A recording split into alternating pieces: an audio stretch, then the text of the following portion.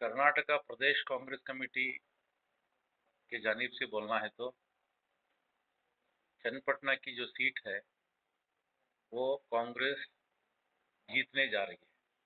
यहाँ मसला जीतने का नहीं है, मसला कितने मार्जिन से जीतेंगे। तो हजारों के तादाद में जो मार्जिन बढ़ाने की जो कोशिश चल रही है, तो उसके तहत एक एजेंडा बनाकर हम काम कर रहे हैं और आने वाले दिनों में पता चलेगा कि ये सीट कांग्रेस पार्टी जीत रही है। जैसा कि आप देख रहे हैं कि चन्नपटन तालुक के अंदर कुल 2,28,000 वोट्स हैं, जिनमें मुसलमानों की आबादी कुछ लगभग 28,000 के करीब है। अपोजिशन में, आपकी अपोजिशन में बीजेपी और जेडीएस के उम्मीदवार निखिल कुमार स्वामी, जो कुमार स्वामी के कजन है, वो खड़े हुए हैं। यहाँ का ग्राउंड रिपोर्ट ये कहता है कि खरियों में यानी कि विलेजेस में उनका परसेंटेज ज्यादा है। तो आप इसको कैसे ओवरकम करोगे? कांग्रेस पार्टी एक ऐसी पार्टी है जो हर जमात में को रिप्रेजेंट करती है। थोड़ा पीछे जाकर देखेंगे तो ये सीट पर सादातुल्ला खान साहब जीत कर आते थे। तो इतने पूरे मुस्लिम के वोट अगर कम है या माइनॉरिटी के वोट कम है तो भी सादातुल्ला खान साहब जीत के आते थे। इसका मतलब ये कांग्रेस का एक स्ट्रांग होल्ड पहले से है। तो यहाँ जो कांग्रेस सोशल जस्टिस के तहत जो प्रोग्राम्स दी है, जो 5 गारंटियां दी हैं, तो उसके तहत जो भी एक गरीब तबके का आदमी है या शोषित समाज का आदमी है या वो बैकवर्ड क्लास का आदमी है या एससी एसटी का जो आदमी है, वो लोग इस बार कांग्रेस से कुछ तादाद में दूर हो गए थे। लेकिन हमें उम्मीद है कि आने वाले दिनों में जो 13 तारीख को जो वोटिंग है, तो उसमें आपको साफ दिखेगा कि हर तबके का आदमी, हर वर्ग का आदमी या हर कम्युनिटी का आदमी कांग्रेस पार्टी को सपोर्ट करेगा। क्योंकि कांग्रेस पार्टी एक ऐसी सेक्युलर पार्टी है जो सब जमात को साथ में लेकर जाने की ताकत रखती है और जो देश की तरक्की और इस राज्य की तरक्की में अपना विशेष योगदान कांग्रेस पार्टी देती है ये और आगे भी देगी। जनाब, जैसा कि आपने कहा कि चन्नपटना तालुक में एक अपना स्ट्रांग होल्ड है कांग्रेस पार्टी का, लेकिन पिछली मर्तबा सारे के सारे मुसलमान एकजुट होकर जेडीएस पार्टी के कुमार स्वामी को वोट किया था। इस पर आप क्या कहोगे? नहीं, मैं नहीं मानता इस बात पर, क्योंकि इसके बगल में रामनगर कॉन्स्टिट्यूंसी है। वहां पर हमारे इकबाल हुसैन साहब ने एक बहुत बड़ी जीत हासिल की थी। तो कांग्रेस पार्टी कोई एक कम्युनिटी की पार्टी नहीं है, ये सारे कम्युनिटियों को साथ में लेकर जाने वाली पार्टी है। तो हमारे जो प्रोग्राम है, हम जो गरीबों के लिए, महिलाओं के लिए और जितने भी बैकवर्ड क्लास के लोगों के लिए जो कांग्रेस पार्टी के प्रोग्राम्स हैं, जो 5 गारंटियां आपको नजर आ रहे हैं, तो उसके तहत एक बहुत बड़ा फर्क आने वाले दिनों में इस जनादेश में आपको दिखेगा। और जितने भी जेडीएस हो या बीजेपी हो, वो लाख कोशिश करे, फिरका प्रस्त ताकतें हैं, देश को या समाज को या लोगों को बांटने की कोशिश कर रहे हैं। लेकिन कांग्रेस पार्टी उन लोगों को जोड़कर एक नए भारत के निर्माण के तहत, एक नए कर्नाटक के निर्माण के तहत, हमारे जो चीफ मिनिस्टर हैं सिद्धरामैया जी, एक बैकवर्ड क्लास के चैंपियन उतने ही नहीं है, सब लोगों को साथ में लेकर जाने की ताकत रखते हैं। और खास करके डीसीएम हमारे शिव कुमार जी का ये गढ़ है, उनका अपना घर है। तो और डीके सुरेश साहब यहाँ पर एमपी होकर बहुत कुछ इंफ्रास्ट्रक्चर के लेवल में हो या हर लेवल में उन्होंने बहुत एक रिवोल्यूशनरी काम किया है। तो मुझे आशा है कि इन लीडरों के और जितने भी हमारे माइनॉरिटी के लीडर्स हैं या जितने भी हमारे वर्किंग प्रेसिडेंट्स हैं, सब लोगों के एक सामूहिक नायकत्व में हम लोग जा रहे हैं और आने वाले दिनों में कांग्रेस पार्टी की बहुत बड़ी जीत होगी यहाँ पर। Sir, being a KPCC spokesperson, might be you aware that कि कल के दिन, मतलब पिछले दिन, जेडीएस और बीजेपी की तरफ से मुसलमानों के घरों में जानी मांस, सूरह यासीन और कुछ 500,000 रुपये किए गए, तकसीम किए गए वोट मांगने के लिए। नहीं, हमने देखा है, हमने मीडिया में देखा है और यहाँ पर आके आज ग्राउंड रिपोर्ट भी हमने ली है। और इसके ऊपर हमारी पार्टी जो भी हमारे आला कमान है, हमारे जो पार्टी के अध्यक्ष हैं डीके शिव कुमार जी, एक अपनी राय रखेंगे और उसके ऊपर हम कार्रवाई करने की मांग भी करेंगे। लेकिन मैं ये कहना चाहता हूँ कि जेडीएस और बीजेपी के पास आज कोई मुद्दा नहीं रहा। अब चुनाव को लेकर लोगों के सामने क्या मुंह लेकर जाएंगे वो? उनके पास ना कोई जब उनको मौका मिला था हुकूमत करने का तो उन्होंने बहुत बड़ा ने करप्शन किया, आपको मालूम है। तो आज एक एक केस खुल रहे हैं। तो जो लोग भी इस इंफ्रास्ट्रक्चर में हो या जो भी रिसोर्सेस में हो, जो भी कर्नाटक के का खजाना खाली करने का जो लोग काम कर रहे हैं, तो उनको हम उजागर करेंगे, उनको एक्सपोज करेंगे, उनको सजा दिलाने की एक जो भी हमारी सरकार की जो एक मंशा है उसको हम जारी रखेंगे। लेकिन मैं ये कहना चाहता हूँ कि उनके पास कोई एजेंडा नहीं है, कोई मुद्दा नहीं है लोगों के सामने जाने के लिए। तो इन्होंने एक शॉर्टकट जरिया अपनाया है कि लोगों को कैसे तो करके बरगला जाए, उनको पैसे देकर या कोई और चीज सामने रखकर उनके वोट को खरीदने की कोशिश कर रहे हैं। क्योंकि ये बीजेपी वालों का एक बहुत बड़ी एक पुरानी एक आदत है, एक साजिश है कि एक तो वो मैंडेट को रिस्पेक्ट नहीं करते। और आने वाले दिनों में आपने देखा है कि पिछले एक साल में या 2-4 साल में 15 से 16 गवर्नमेंट उन्होंने नेशनल लेवल पे टॉपल किया है, उसको गिराया है। और जहां पर वो जीत नहीं सकते वहां पे मैंडेट को वो गलत साबित करके या ऐसे जो हथकंडे अपना के या शॉर्टकट, सियासत में कोई शॉर्टकट होता नहीं है क्योंकि जनता जनार्दन ही सबसे सुप्रीम होता है। और वो जो वोट देगा वो वोट कांग्रेस पार्टी की तरफ आएगा और वो वोटर बहुत ही कॉन्शियसनेस वोटर्स होता है। तो जो भी वो वोट करेगा पार्टी के लिए सोच समझ कर वोट करेगा और कांग्रेस पार्टी को ही वोट करेगा, ऐसा हमारी सर, जिस तरह से कुमारस्वामी ने बताया है कि मुसलमानों के वोट अनिवार्य है, तो इस विषय पर आप क्या कहना चाहते हैं? नहीं, कांग्रेस पार्टी कोई, मैं पहले बोला हूं कि कांग्रेस पार्टी एक कम्युनिटी की पार्टी नहीं है।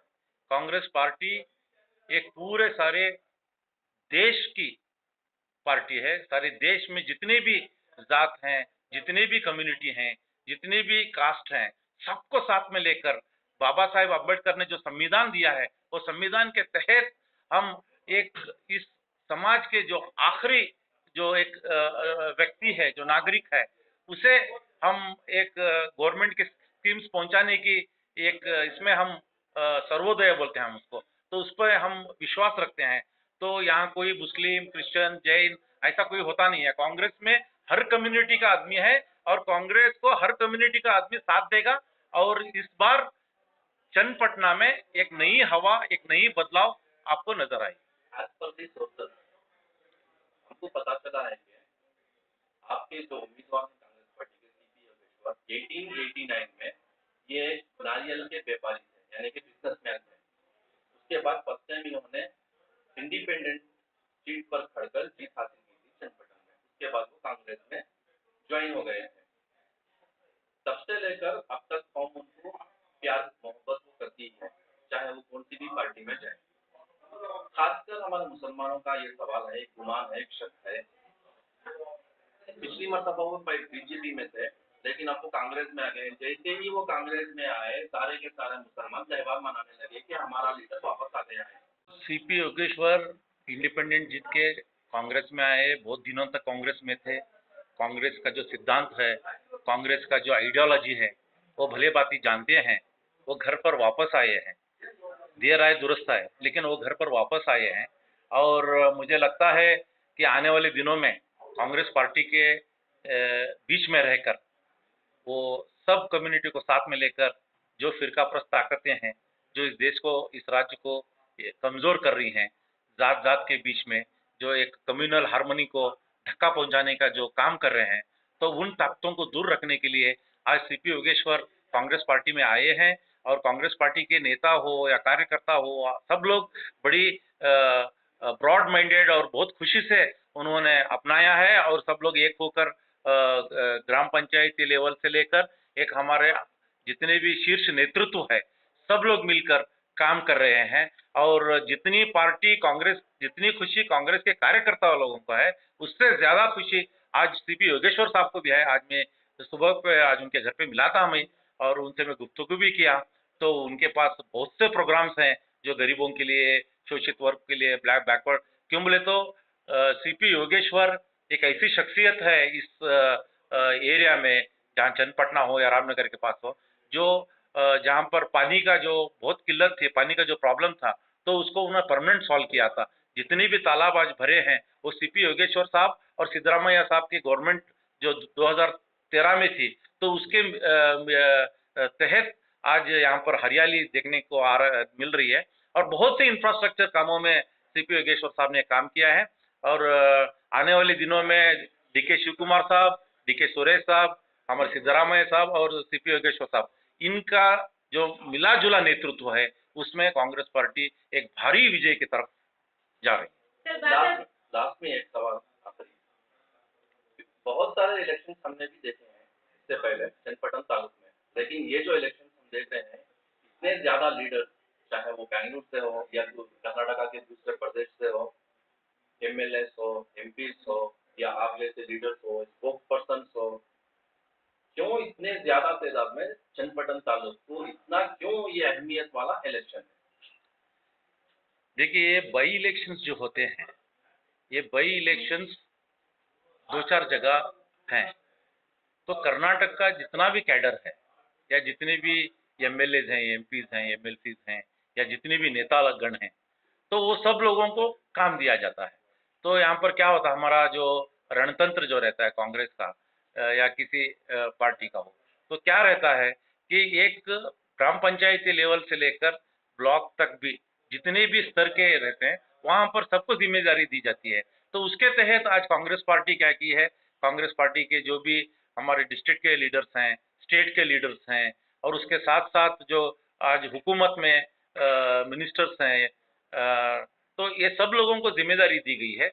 और 3 जगह बाई इलेक्शन चल रहे हैं, संडूर में भी चल रहे हैं, शिगांव में भी चल रहे हैं, और चन्नपटना में भी चल रहे हैं।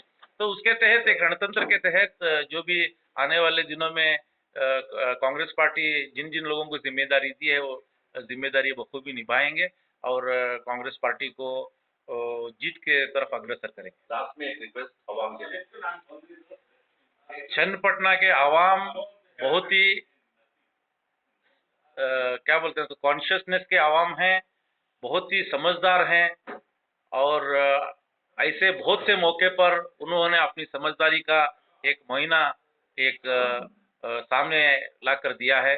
तो मुझे इस बार उम्मीद है कि वो कांग्रेस पार्टी को, कांग्रेस पार्टी के प्रोग्राम्स को, कांग्रेस पार्टी के नेतृत्व को, और जिस तरह 2023 की इलेक्शन में एक भारी बहुमत दिए थे 135 सीटों का, तो उसको याद रखते हुए वो जो जीत का सिलसिला है उसको कायम रखते हुए सिर्फ चन्नपटना के लोग ही नहीं, जहां पर भी 3 बाई इलेक्शन चल रहे हैं वहां के लोग कांग्रेस पार्टी को जिताएंगे, और ये जीत का जो सिलसिला है वो जारी रहेगा। सर, मेरा एक आखिरी सवाल आपसे ये है कि अभी कुछ वक्त पहले आपने इंफ्रास्ट्रक्चर की बात की थी, इसी को लेकर मैं आपको डेवलपमेंट के बारे में बात करना चाहती हूँ। क्या आपको नहीं लगता कि चन्नपटना में और थोड़ा डेवलपमेंट होना बाकी है? जरूर होना है। अब पिछले 3-4 महीने में आप देखिए, हमारी डीसीएम और हमारे पार्टी के प्रेसिडेंट जनाब डीके शिव कुमार साहब ने कितने बार चन्नपटना को आया है, कितने गवर्नमेंट स्कीम्स लाए हैं, तकरीबन 500 करोड़ रुपए के स्कीम्स ऑलरेडी उन्होंने इम्प्लीमेंट किया है, जो काम चल रहा है। तो हमें आशा है आने वाले दिनों में बहुत बड़े तादाद में यहाँ पर काम होने वाला है, और यहाँ के लोग डीके शिव कुमार साहब के नेतृत्व में, सिद्धरामैया साहब के नेतृत्व में भरोसा रखते हैं, और बहुत कुछ जमीन के सतह पर और एक पॉलिटिकली एक स्टेबिलिटी के सतह पर भी यहाँ के लोग कांग्रेस पार्टी का साथ दें। सर, इसके साथ साथ मैं एक और आपसे सवाल करना चाहती हूँ कि जो लेडीज जो यहाँ पर जिसको चॉइस की माना जाता है चन्नपटना में, क्या उनके लिए कुछ अलग सा प्लेटफॉर्म बनाया जाएगा? हर वो महिला सबलीकरण हो या जो भी ग्राम कुटीर उद्योग हो या जितने भी स्कीम्स गवर्नमेंट के तहत हैं वो चन्नपटना के लोगों को और ज्यादा से ज्यादा मिलें और ज्यादा से ज्यादा उनकी भलाई हो, उनकी तरक्की हो।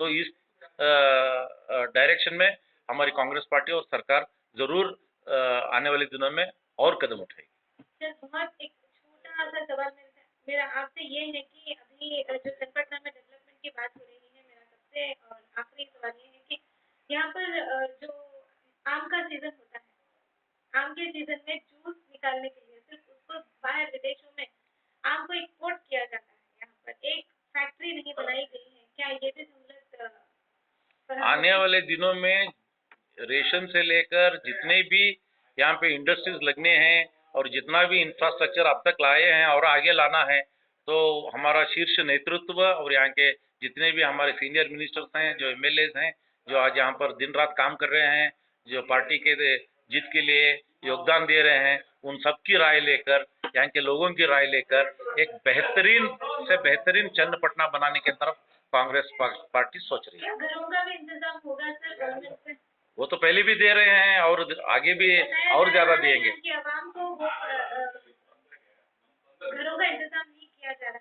हमारे हाउसिंग मिनिस्टर जनाब विजय जमीर अहमद खान ने पिछले जो 1.5 साल में जो काम किया है वो रिवोल्यूशनरी काम किया है। हर डिस्ट्रिक्ट में उन्होंने ज्यादा से ज्यादा घरें गरीबों को पहुंचाने का काम किया है, जो आपको डेटा लेंगे तो आपको पता चलेगा। तो रामनगर डिस्ट्रिक्ट में भी उन्होंने काम किया है, उसके तहत चन्नपटना में भी काम करेंगे। और हमारे लिए सारे डिस्ट्रिक्ट पूरा कर्नाटक एक ही है और हम पूरे कर्नाटक के तरक्की के लिए दिन रात लगे हुए हैं, हमारी सरकार लगी हुई है। तो आने वाले दिनों में आपको फर्क जरूर नजर आएगा। Thank you so much.